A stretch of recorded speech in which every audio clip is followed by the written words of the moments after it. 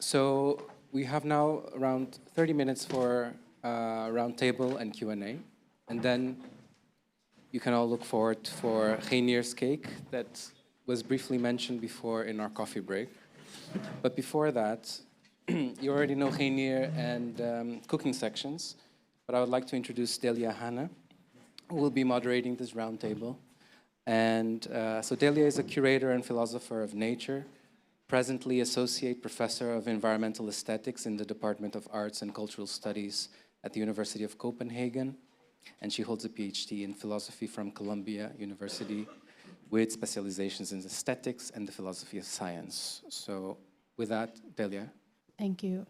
Thank you for two fascinating presentations. And I have to say also, thank you, Bruno, for the invitation to host this roundtable. It's very well curated. This is a conversation I couldn't have planned it better myself. So, I think we certainly need time to open this conversation up for some questions and comments from the audience, but I'll just exercise my chair's prerogative for a minute because I'm burning with questions.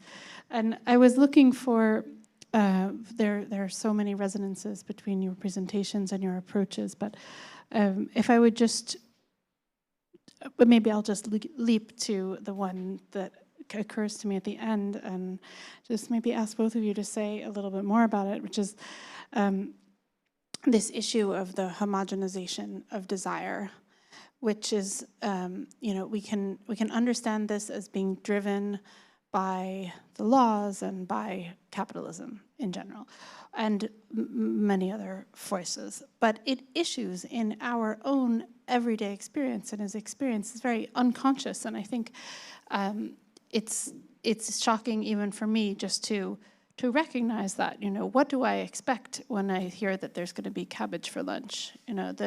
The narrowness of my range of expectation, of my range of preference, is already so overdetermined. And to think that this is the case for most everything I eat, I consume, my relationship to these plants, I think I found that actually quite provocative and shocking, even thinking of myself as someone who pays some amount of attention to these kinds of topics.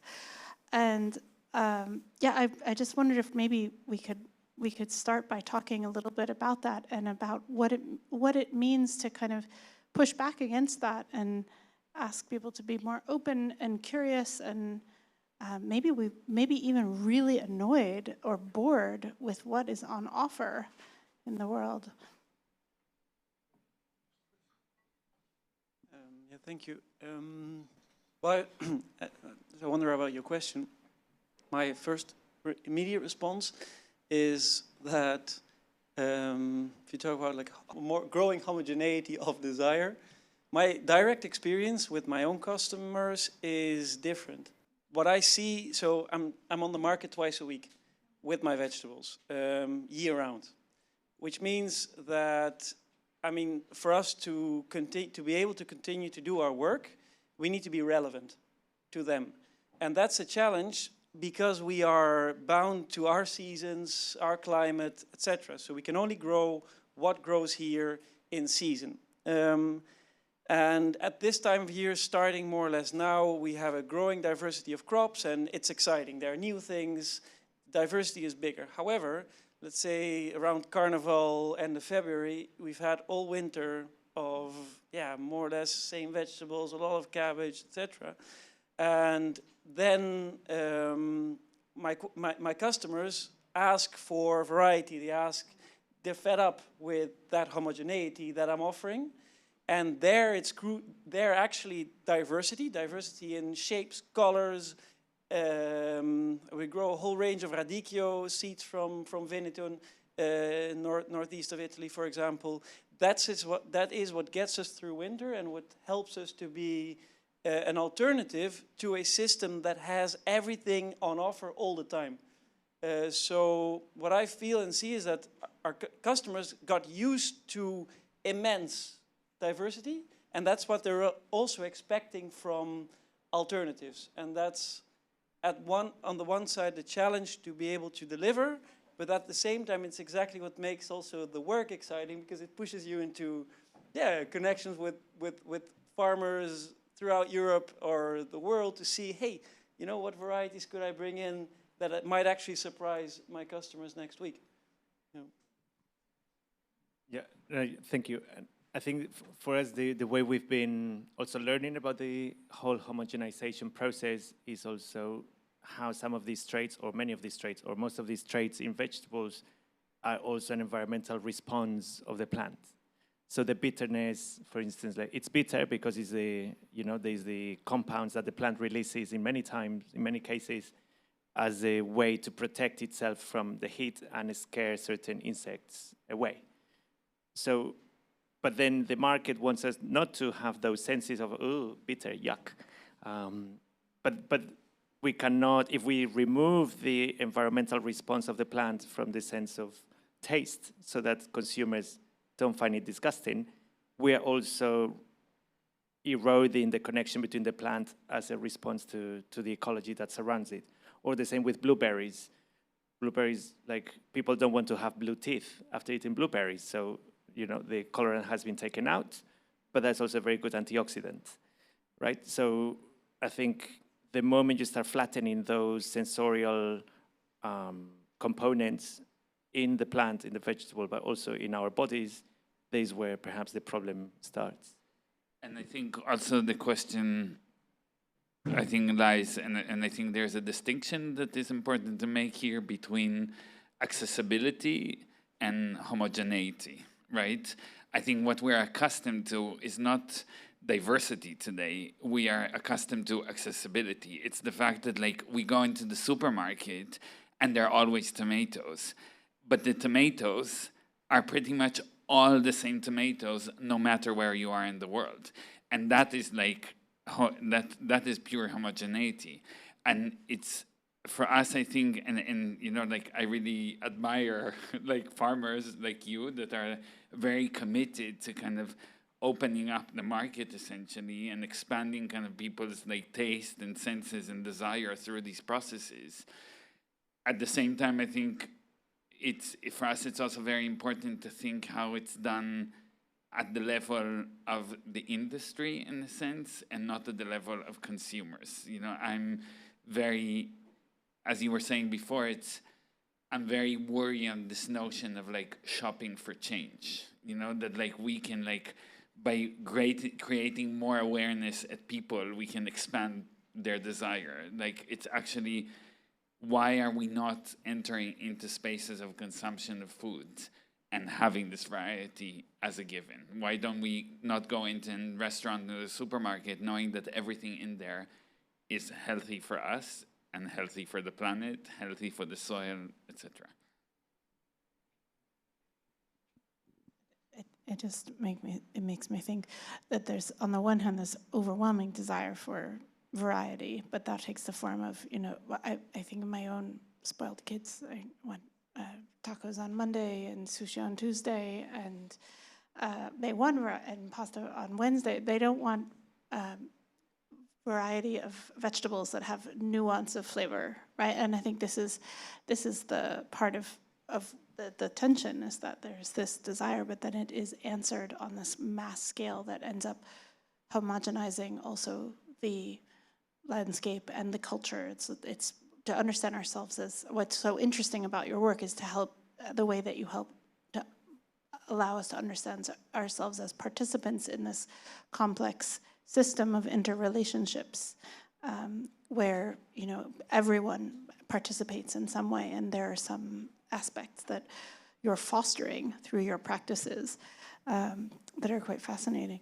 So I do want to open this up quickly to questions, although I have a long list of others myself. But I actually wondered if you might have some questions or comments for each other that are burning on the tips of your tongue, since there's so much synergy between your practices. I mean, we started over lunch already, Okay. but we can open it. We can open it. I mean, I think one of the things for us always coming to the Netherlands is like extremely fascinating, right? Because it's how kind of agriculture has been industrialized here is a story like no other, basically. And the fact, as you were portraying like very beautifully in your presentation, how like, you know, like in 5 villages, like there are 5 companies that basically are breeding like all the seeds in the world, and this has happened over the last 100 years. It's like, it's a horror, I mean, it's kind of a horror story in many ways, right? And the fact that there's all of this concentration and this notion that technology always here kind of presupposes like action and kind of solution, and kind of the future is the way kind of the sensing of like what is coming is always kind of predicted through this kind of sense of futurity and changing kind of technology, changing agricultural practices. You know, we'll just remove this, we'll just make this a bit higher, we'll just move it there and move it here. And yeah, one of the questions we started asking over lunch is like, in the case of seeds, like how did this exactly happen here, right? And because for me, what is interesting that it's a different agricultural technology than growing. Like breeding is a very, very particular set of skills.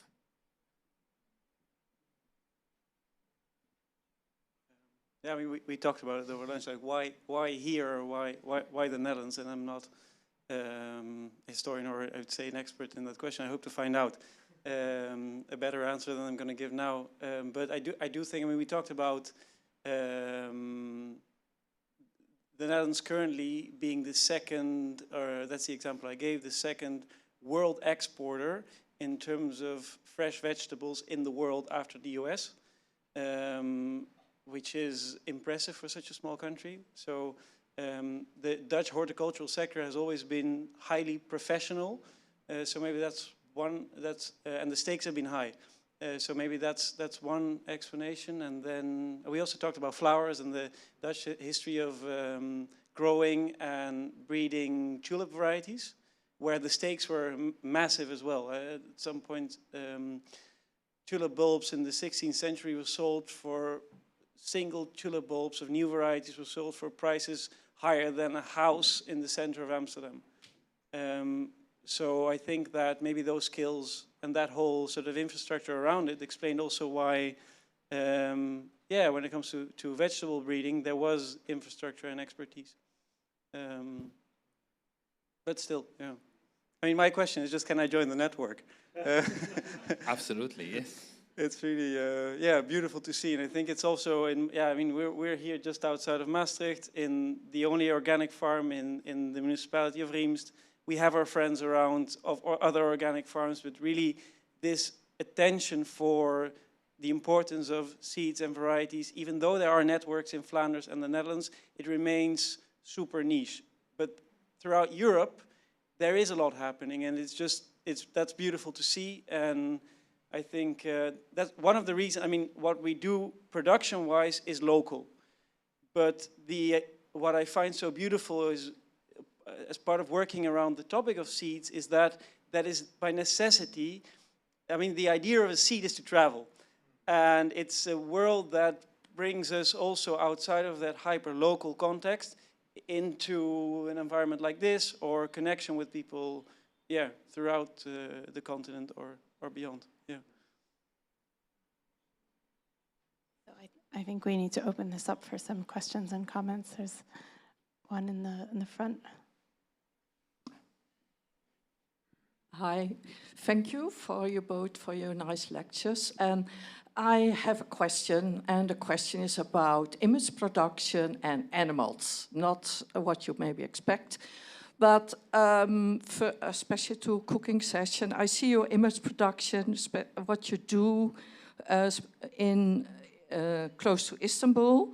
I knew these pictures and they're beautiful, but then I thought, okay, but how are the buffaloes milked? How is it processed? So actually the industrial part you leave out of your image production. Is that just to reach your audience better, or because I'm also working on cows and landscape, and I know as soon there is another image in it, people bend their head. Also, these buffaloes, some of them especially the bulls, might be eaten. That's also food production. You leave that also out of your story. And I think it's interesting because you're not the farmers, you're the persons that communicate over image production. Why do you choose for it? The only shit I saw came from close to Folkestone. So I'm interested in that. And so that was my question. Yeah. Thank you. It's a great question. Yeah, and I think it is intentional, and it is I mean, I think one thing to say that the milk production and milk process is very small scale, and also that buffalo are, the herders kind of describe them as semi-wild, so they're not like cows and they cannot be domesticated, and they spend a lot of time outside in the pasture. And I think the whole project until now was very much focused on, first started by focusing on the notion of celebration and how we kind of celebrate these practices as a mode of political resistance, right? But do they milk by hand? They milk by with hand, machine? yes, Oh. they milk by hand. And they go. Oh, sorry. And they go to the buffalo. So the herder The buffalo goes. they come back to they the come. barn. Ah, okay. And they come That's back. Interesting. They Yeah. come back on their own. I Yeah, mean, yeah, so they have basically.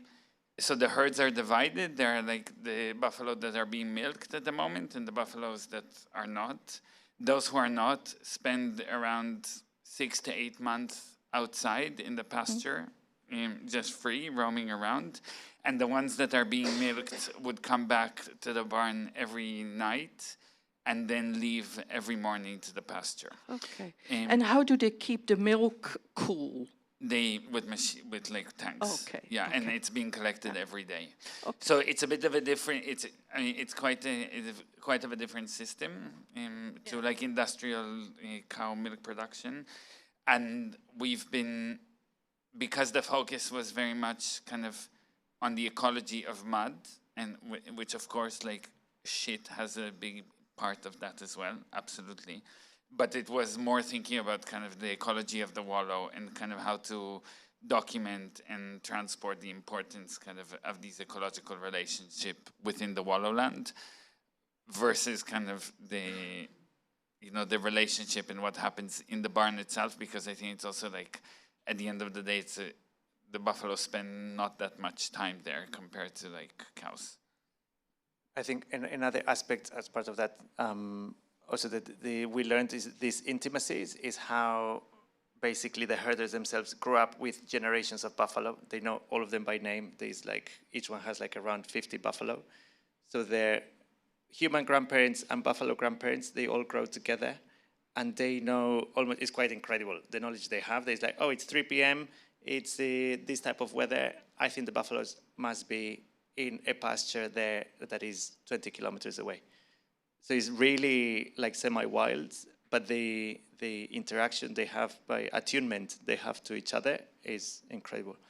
The other thing that we learned through the process is that that's where we need a different form of aesthetics or representation, was precisely because of the political situation. It's like when environmental activism has been completely criminalized since the 2010s, since Gezi protests, what do you do in a context where there's no such thing?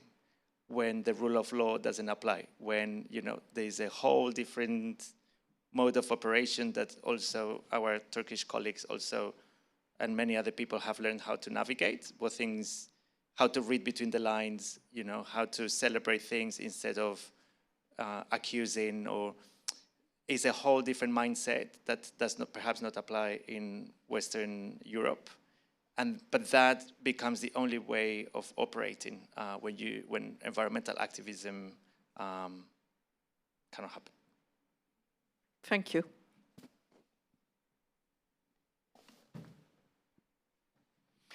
Thank you. Thank you for the very good presentations you gave. I have a question for the cooking section. What I saw during your presentation is that you made use of co-design. especially for the first example that you gave in Istanbul, and especially also for the last example that you gave in Italy. That's in the first place very interesting. You have a problem, and you are going to co-design a solution concept to bring that in and to try to solve that problem in one way or the other. But the question that I still have, I'm specialized in design science research, which is actually not focused on explaining the world as it is, but try to make the world a better place, is how you actually archive this knowledge. If I, for example,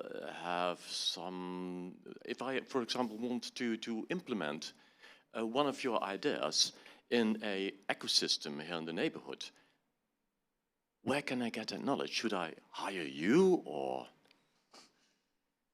It doesn't work. Yeah, I mean, I think there are methodologies, and we use different methodologies, but I think a very important part of the practice, and I think it's also like the reason why there's a lot of use of like archival knowledge in a sense, or like assembling information as a form of an archive, is because the work is like highly specific to a context and kind of stems out of a context and responds to the context. So through these three Climavore projects that we talked about, and we didn't like even go in and explain kind of the whole structure of the platform and all of that, there are like traits that repeat between them, but each one operates on a very particular set of like conditions and predispositions. And it's the history of the place and the history of like the people and the way it has been inhabited, the land struggles, you know, like that make the projects happen. And it's also like the response, and all of the projects are responses to conditions. I wouldn't call them solutions in any way. Like they are very much kind of trying to identify movements that are taking place and thinking how we can use cultural platforms to kind of open them up, kind of rearrange them and amplify them. And it's a lot, I think we see our work as many times as connected, because we are not farmers ourselves and we are not herders. And also I wouldn't, like, we're not activists either. But it's like, how are we finding the opportunity to connect between people that are doing this type of work and cultural institutions that, in our perspective, many times have like a voice that is a bit outsized in relation to the size of the operation or the footprint or the capital, you know, that they circulate.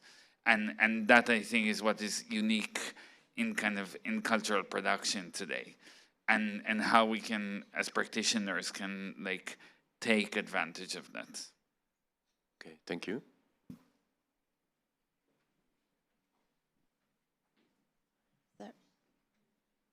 Thank you so much. Beautiful presentations, and especially also the last presentation you made fits so well with what you're doing, Reinier, and vice versa.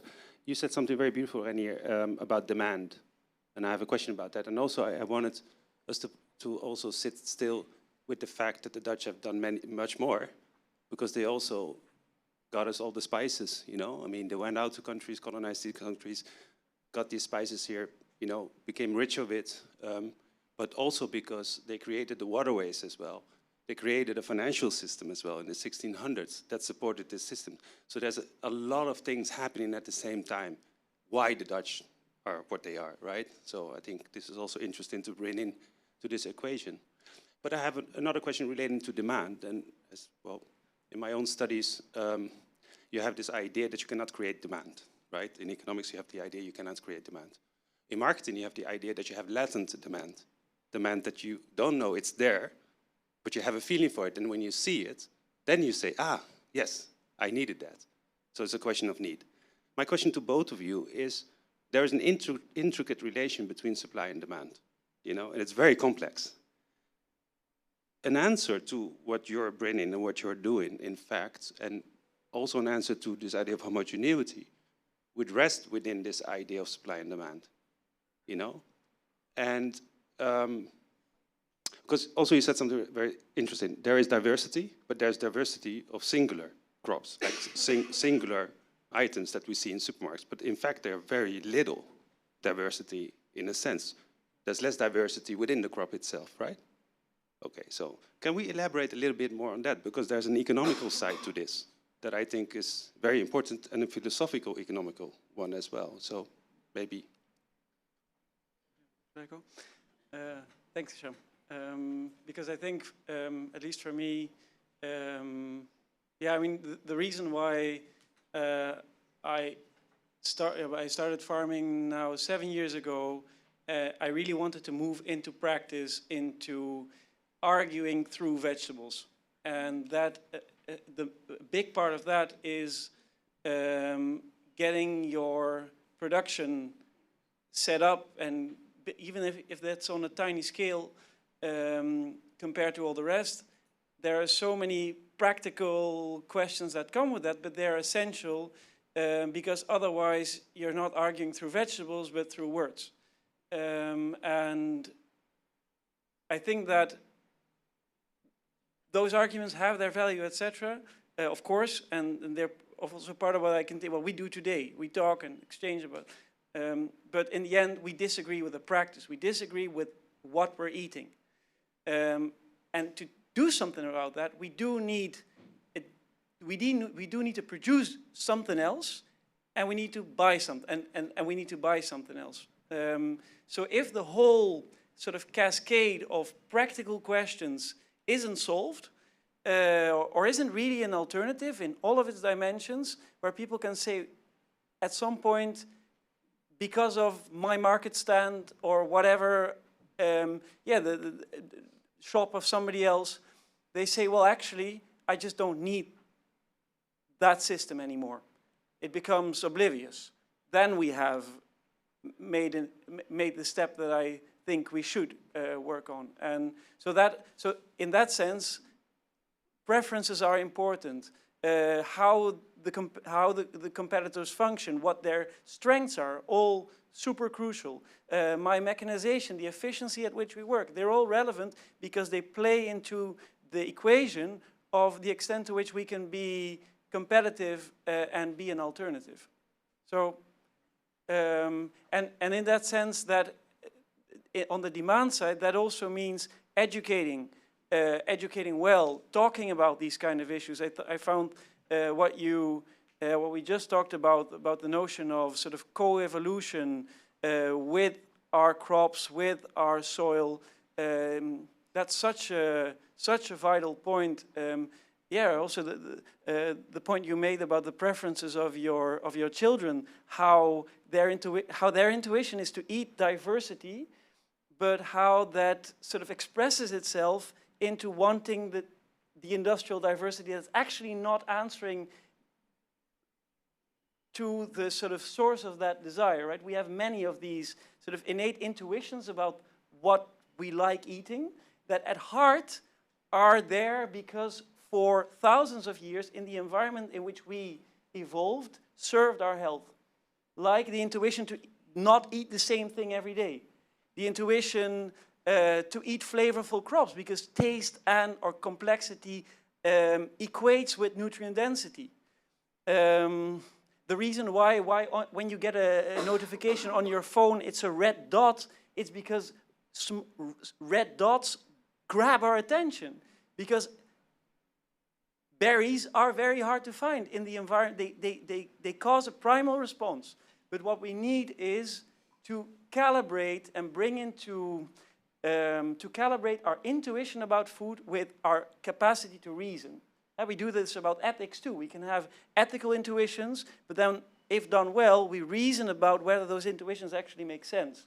And I think that we don't do enough. But sorry, to get back to the answer, so that's about educating, and I think it can help to change demand. Last point, about these cabbages as well and about breeding at home, I think it's also important to place questions outside of the domain of productivity and to create space for wonder, for experimentation, for fascination, and give that its space, to build a relation with these plants. They're so beautiful. And why can't that just be, you know, as well, without being useful?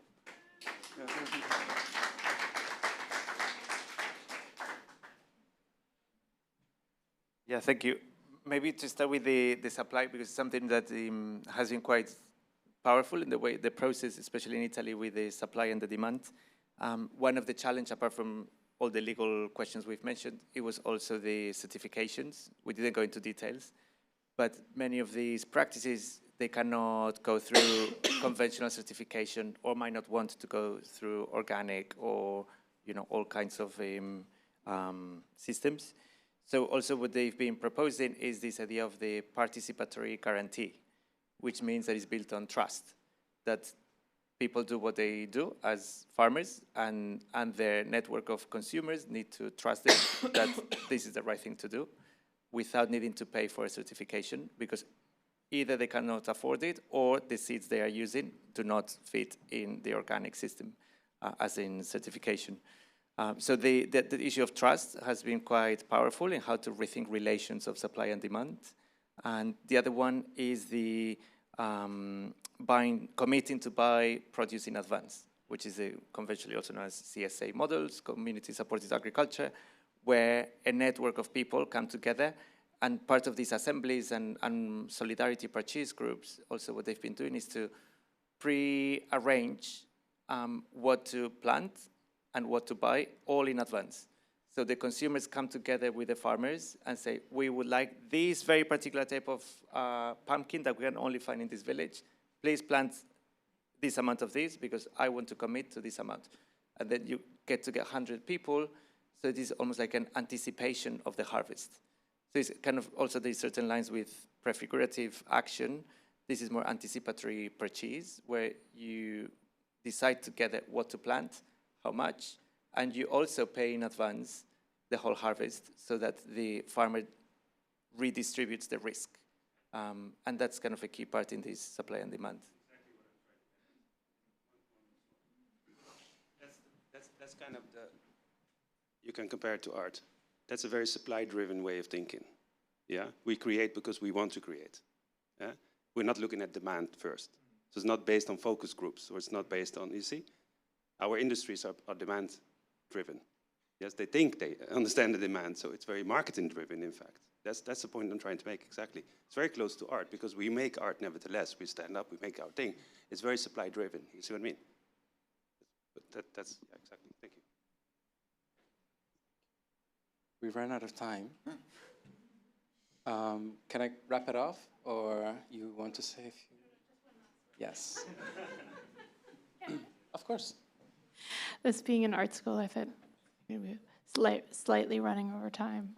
No, I just wanted to make one final comment, then I'll keep it very short, maybe not even a question, but just to say that this really got me thinking about, there's a lot of talk about margins, and I was thinking about this idea that, you know, that sometimes it can seem so overwhelming, you know, how can we possibly do anything to resist the kind of overwhelming forces of capitalism, colonialism, militarism, you know, the big ones, right? And there's some talk in, you know, in our kind of circles of, you know, that maybe that's not even the conversation to be having. It's more about the interstitial spaces, the margins, the kind of cracks that continue to endure. And you know, both of your work are amplifying those spaces and maybe widening those cracks a little bit. And that's very hopeful, but it's hopeful from a political perspective and certainly from an aesthetic one. But it strikes me that there's also a real philosophical implication of this kind of work that it's nice to be reminded of myself and you know, dialogue with some texts I hadn't thought about in a long time or in relation to this. But I was thinking of there's a philosopher called Nancy Cartwright, and she wrote a pair of books called, the first one was called How the Laws of Physics Lie, and the second one was called The Dappled World. And she was very provocative 20 years ago, maybe, but and saying, this idea that the world or the universe is kind of described and governed often as the term by universal laws of physics, and physics is always the kind of in the hierarchy of knowledge, it's offered as the kind of the highest form. And she says, look, this is not even borne out within physics, and it's certainly not borne out within the other sciences. And actually, we need to think about the universe as having these sort of pockets of order that can be described by laws and by in terms of regularities, but that they're not. Those pockets they overlap, and some are bigger and some are smaller. But what it strikes me in hearing about your work is that it's also really possible to amplify or contract those pockets of order and sort of change those overlapping speckles. And this idea of the dappled world, dappling is sort of like the overlapping of shadows, And actually, there is a little bit of room for changing those interference patterns a little bit, and it's maybe with unforeseen implications. Maybe some of those interferences have greater effects or less, and I think it's just really exciting to think about these practices as having these kind of deep and unforeseen implications for our politics, but also our metaphysics. So, thank you. Thank you very much, everyone. Okay, well, thank you, Cooking Sections, Reinier, Dehlia. Now it's time for cake. So the cake we're having now is a fun project that it's the second interpretation of a dessert-like dish based on the soil here around Maastricht, and sort of making, well, it's a dish that another chef friend made 3 weeks ago in the context of a festival about artistic research. And during the event, we were figuring out if we could find ways to build in a sort of through the senses ways of relating differently to our soul. So you have mergel or chalky bedrock, and then clay loam layer, and our sort of more the topsoil and what grows on it as a sort of but Marentes interpretation. But then you know what's behind the cake. Okay, see you later.